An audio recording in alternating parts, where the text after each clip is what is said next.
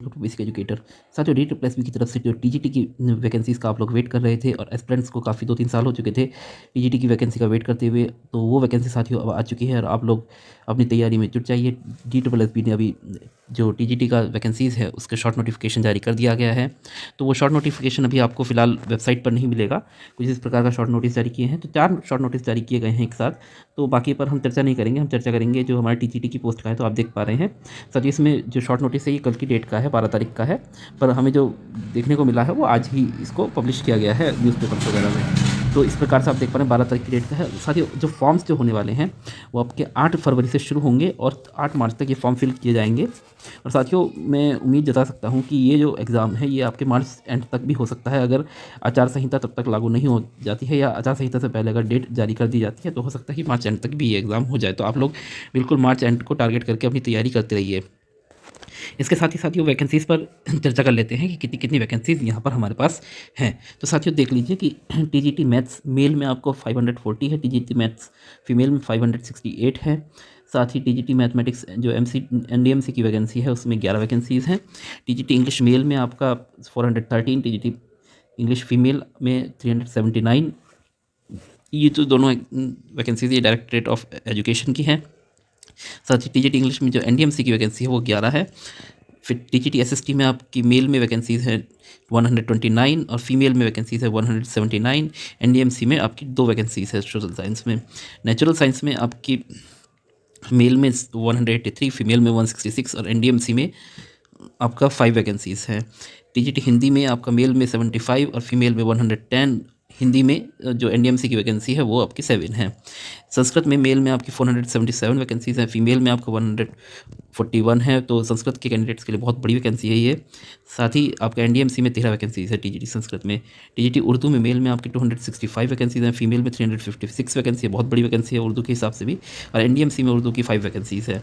TGT Punjabi में mail में आपकी 248 वैकेंसीज़ है और फीमेल में आपका 307 वैकेंसीज़ हैं।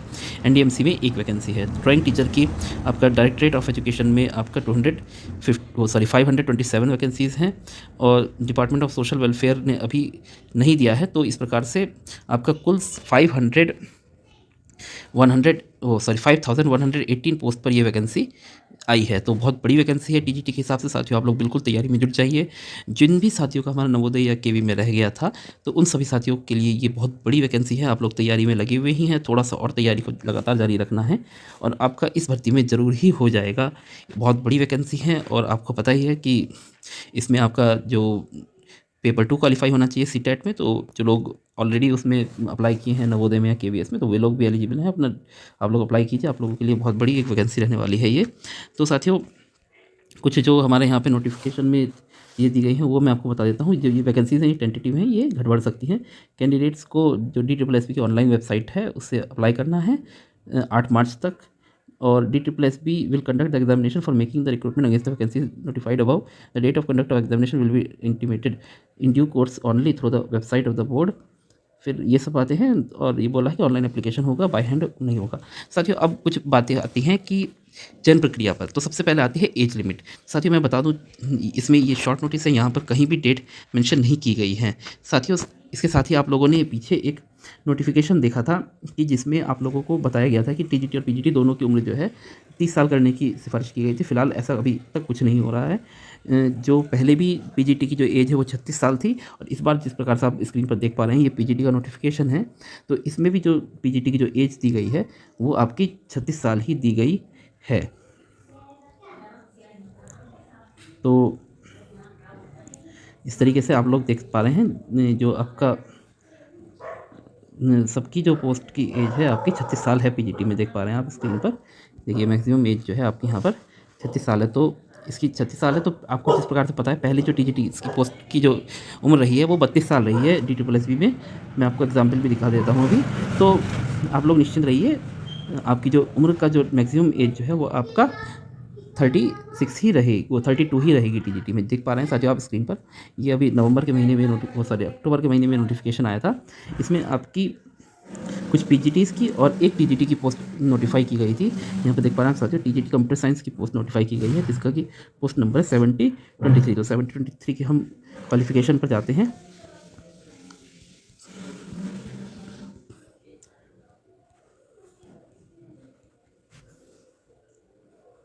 साथियों आप देख पा रहे हैं यहाँ पर स्क्रीन पर, तो यहाँ पर आपका जो पोस्ट है ये वो आपकी कंप्यूटर साइंस है, स्क्रीन पर आप देख पा रहे हैं। तो ये एक टीजीटी की पोस्ट है, तो इसकी जो एज लिमिट रहेगी वही आपकी अन्य पोस्टों की भी टीजीटी की एज लिमिट रहेगी। तो आप यहाँ पर देख पा रहे हैं स्क्रीन पर क्लियरली यहाँ पर मेंशन किया गया है जो एज लिमिट है बिलो 32 ईयर्स होनी चाहिए, यानी कि जो आपकी जो मैक्सिमम एज लिमिट जो है वो 32 ईयर्स है। तो जो हमारे 32 साल तक के साथी हैं वे लोग अपना निश्चिंत रहिए, आप लोग अप्लाई कर सकते हैं। अब 32 साल कब काउंट की जाएगी ये बता देता हूँ मैं। तो साथियों जो आपका लास्ट जो अप्लाई करने का जो डेट होता है, यानी कि क्लोजिंग डेट ऑफ एप्लीकेशन होता है, यहाँ पर जो क्लोजिंग डेट ऑफ एप्लीकेशन है यानी कि 15 तारीख यहाँ पर दी गई है 15 सितंबर 2023। तो 15 सितंबर को जो 32 साल से कम का होगा, चाहे एक भी दिन कम हो, तो वो इसके लिए अप्लाई कर पाएगा। तो इसमें साथियों क्लियरली इसमें मेंशन किया जाता है, मैं आपको दिखा देता हूँ। साथियों यहाँ पर जो 32 साल की जो आपकी काउंटिंग होगी वो कब होगी मैं उसके बारे में बता देता हूँ। साथियों यहाँ पर देखिए लिखा हुआ है the educational qualification age experience and other eligibility condition for the post shall be determined as on 15/9/2023। तो यानी कि ये जो आपका मतलब जो कट ऑफ डेट है आपकी एज की, वो आपकी जो एप्लीकेशन की क्लोजिंग डेट है वही आपकी कट ऑफ डेट होती है। यहाँ पर दूसरे वाले पैरा में लिखा गया है the cut off date will be closing date of application that is 15/9/2023 for ascertaining the eligibility of the candidate for extension of any benefits. ये बात की बात है। फिलहाल आपका यहाँ पर क्लियरली मेंशन किया गया एज की भी जो कट ऑफ डेट है वो आपका 15/9 है। तो यहाँ पर जो आपको नोटिफिकेशन में क्लोजिंग डेट दी गई वो 8 मार्च है। तो आप लोग अपना काउंट कर सकते हैं कि 8 मार्च को जो 32 साल का नहीं हुआ है, एक भी दिन कम है, तो वो इस पोस्ट के लिए अप्लाई कर सकता है। अगर 8 मार्च को आपको 32 साल एक दिन भी अगर उम्र हो गई है तो आप लोग अप्लाई नहीं कर पाएंगे। साथ ही जो हमारे ओबीसी, SC ST और एक्स सर्विसमैन वगैरह के जो कैंडिडेट्स हैं उनको एक्सटेंशन होता है। यहाँ पर आप स्क्रीन पर देख पा रहे हैं इतने सालों का एक्सटेंशन होता है। SC ST को 5 ईयर्स, OBC को 3 ईयर्स, PWD वगैरह आप बाकी आगे देख सकते हैं इसको, इसके अकॉर्डिंग आपको एज रिलैक्सेशन मिलेगा। अब साथियों बात आती है पैटर्न की। तो पैटर्न के बारे में बता दूं आपको कि मैंने आपको बताया था ये टीजीटी की पोस्ट थी आपकी 1723। तो यहाँ पर आपका एग्ज़ाम का पैटर्न दिया गया है 1723 आपको दिख रहा है यहाँ पर स्क्रीन पर 1723। तो यानी कि ये 1 ईयर एग्ज़ाम होगा और यहाँ पे आपका 2 घंटे का एग्ज़ाम होगा। यहाँ पे क्लियरली मेंशन किया गया है 2 घंटे का एग्ज़ाम होगा, 200 नंबर का पेपर होगा और 200 ही क्वेश्चन होंगे। तो इसमें क्या होगा आपका जो सेक्शन ए में क्या होगा, ये जनरल पेपर होगा। इसमें आपका general awareness, section a general awareness, दूसरे पार्ट में जनरल इंटेलिजेंस एंड रीजनिंग, तीसरा arithmetic and numerical ability, fourth आपका टेस्ट ऑफ हिंदी, 5 आप Hindi language and comprehension, 5 of English language and comprehension. तो यहाँ पे 5 पार्ट है 20-20 नंबर के, यानी कि 100 नंबर का। दूसरा आपका जो सब्जेक्ट कंसर्न है उससे रिलेटेड या उसकी जो पेडागोजी है उससे रिलेटेड क्वेश्चन आएंगे। इस प्रकार से आपके 200 क्वेश्चन होंगे, 200 नंबर के, 2 घंटे में आपको सॉल्व करना होगा। 1 ईयर एग्जामिनेशन होगा। इसके साथ ही मैं बता दूँ कि क्वालिफाइंग मार्क्स, यहाँ पर जो आपका क्वालिफाइंग मार्क्स फिक्स किए गए हैं आपका जनरल के और EWS के लिए 40%, OBC के लिए 35% और SC ST और PWD के लिए आपका 30% मार्क्स आपके क्वालिफाइंग है। अब साथियों सवाल उठता है क्या आपको सेक्शन ए और सेक्शन बी दोनों में क्वालिफाइंग मार्क्स लाने हैं, इसमें भी और इसमें भी? नहीं साथियों, मैं बता दूं इसमें क्लियरली मेंशन किया गया है नोटिफिकेशन में कि यहाँ पे बोला गया है, देखिए मैं आपको पहले पढ़ के बता देता हूँ। For applicants of all technical, ये छोड़ दीजिए, the mandatory qualifying marks in Tier 1 examination will be applicable only in respect of section B, which is domain specific subject. There will not be any minimum qualifying marks in section A. यानी कि section A में कोई भी qualifying marks नहीं है। आप 100 में से अगर 1 नंबर भी लेके आएँ तो कोई इशू नहीं है। बट जो सेक्शन बी है यानी कि डोमेन स्पेसिफिक, यानी कि 200 नंबर का पेपर है, सेक्शन ए में 100 नंबर है, सेक्शन बी में 100 नंबर है। तो सेक्शन ए में अगर आप 100 में से एक नंबर भी लेके आते हैं तो भी कोई इशू नहीं है। बट सेक्शन बी में आपको पासिंग मार्क्स लाने ही हैं, यानी कि आपको अगर 40% मार्क्स लाने हैं तो 40 नंबर लाने ही लाने हैं। अगर आपको 35% लाने हैं OBC के अकॉर्डिंग तो आपको 35 नंबर लाने हैं। अगर SC ST के हैं तो 30% मार्क्स लाने हैं तो 30 नंबर लाने ही लाने हैं सेक्शन बी में। अगर आप सपोज़ सेक्शन ए में 100 में से 100 कराएं और सेक्शन बी में आप 40 की जगह 39 क्वेश्चन करके लेकर आए तो अगर आप कट ऑफ को क्लियर भी करेंगे तब भी आप एलिजिबल नहीं होंगे, क्योंकि सेक्शन बी को क्वालिफाई करना कंपलसरी है।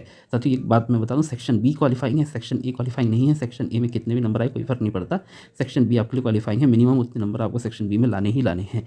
इसके साथ ही साथियों जो मेरिट बनेगी वो इसमें क्लियरली बताया गया, how the combined aggregate marks of both section A and section will be not on for preparing the final merit list. और सेक्शन ए और सेक्शन बी दोनों के मार्क्स आपके जोड़ के फाइनल मेरिट लिस्ट तैयार की जाएगी। तो साथियों होपफुली आपको क्लियर हो गया हो। साथियों इस एग्जाम में आपकी नेगेटिव मार्किंग भी होती है, तो 1/4 आपकी नेगेटिव मार्किंग रहती है। 0.25 एक क्वेश्चन गलत होने पर मार्क्स आपके कट जाएंगे। इसके साथ ही साथियों मैं बता देता हूँ कि इस DSSB की वैकेंसी में जो आपके अदर स्टेट के ओबीसी कैंडिडेट है उनको कोई रिजर्वेशन का बेनिफिट नहीं मिलता है। रिजर्वेशन का जो बेनिफिट मिलता है वो सिर्फ आपके जो दिल्ली के ओबीसी कैंडिडेट्स हैं उनको ही रिजर्वेशन का बेनिफिट मिलता है। यहाँ पे क्लियरली बताया गया है साथियों नोटिफिकेशन में, only OBC Delhi candidates notified, ये दुनिया भर की बात है, will be given benefit of reservation age relaxation under OBC category. तो ओबीसी का तो क्लियर हो गया आपका। इसके साथ साथ आपका जो ईडब्ल्यूएस है, ईडब्ल्यूएस का कोई कहीं पे भी क्लियरली नहीं लिखा हुआ है कि सिर्फ दिल्ली के ईडब्ल्यूएस को बेनिफिट मिलेगा। तो आप अदर स्टेट के भी ईडब्ल्यूएस के कैंडिडेट हैं तो आप अप्लाई कर सकते हैं ईडब्ल्यूएस कैटेगरी में। साथ ही मैं बता दूँ जो SC/ST के कैंडिडेट हैं वो किसी भी स्टेट के हों वो अपना SC/ST कैटेगरी में ही अप्लाई कर सकते हैं। और इसके साथ ही साथियों अब सवाल आता है एलिजिबिलिटी पर, यानी कि एजुकेशनल क्वालिफिकेशन पर। तो साथियों आप लोगों को पता है, मोस्टली साथियों को सब्जेक्ट कॉम्बिनेशन पता ही है। इसमें कुछ सब्जेक्ट कॉम्बिनेशन का थोड़ा सा इशू रहता है, जैसे सोशल साइंस वगैरह का या ड्राइंग टीचर का। तो आपको अगर एजुकेशनल क्वालिफिकेशन में कोई इशू है तो अगला वीडियो, क्योंकि वीडियो बहुत लंबा हो जाएगा, अगला वीडियो जाएगा उसमें हम प्रॉपरली इसकी जो एजुकेशनल क्वालिफिकेशन है उस पर चर्चा करेंगे और अन्य तथ्यों पर चर्चा नहीं होगी। तो साथियों आप लोग अपना तैयारी में जुटे रहिए, आपके पास 3 महीने का ऑलमोस्ट समय है इस एग्ज़ाम को देने के लिए, और आप लोग बिल्कुल तैयारी में जुटे रहिए। और ये आप ये मत मान के चलिए DSSB का कि काफ़ी लंबा प्रोसीजर रहता है, ऐसा लंबा प्रोसीजर नहीं रहेगा, जल्द ही ये परीक्षा होने के आसार हैं। तो आप लोग बिल्कुल तैयारी में जुटे रहना है, आपको बिल्कुल भी ढिलाई नहीं बरतनी है। और अगर आपको एजुकेशन क्वालिफिकेशन में कोई प्रॉब्लम है, कोई कंसर्न है, तो आप हमारा अगला वीडियो देख सकते हैं। अगला वीडियो आपका इससे रिलेटेड ही आएगा, एजुकेशनल क्वालिफिकेशन से रिलेटेड। साथ ही अगर आप लोगों को कोई समस्या है, कोई प्रॉब्लम है, कोई क्वेश्चन पूछना चाहते हैं तो आप वीडियो में कमेंट कर सकते हैं, या आप हमारे टेलीग्राम चैनल पर जुड़कर टेलीग्राम ग्रुप पर कमेंट कर सकते हैं, जहाँ पर मैं आपका इंडिविजुअल रिप्लाई देने का प्रयास करता हूँ। साथियों अगर आपको हमारा ये प्रयास अच्छा लगता है तो आप वीडियो को लाइक कीजिए, अपने अन्य साथियों के साथ शेयर कीजिए, साथ ही हमारे चैनल को सब्सक्राइब भी कीजिए, क्योंकि आपकी सब्सक्रिप्शन से ही मोटिवेशन मिलता है आगे वीडियो बनाने का। और साथियों जिस प्रकार का यूट्यूब में बहुत ज़्यादा अफवाहों का बाजार हो जाता है तो मैं उनसे बचता हूँ और कोशिश करता हूँ कि आप तक ऑथेंटिक इन्फॉर्मेशन पहुँचाई जाए। तो आप लोगों को ऑथेंटिक इन्फॉर्मेशन अगर चाहिए तो आप बेसिक एजुकेटर यूट्यूब चैनल को जरूर सब्सक्राइब करके रखिए। Thank you, thanks for being with basic educator.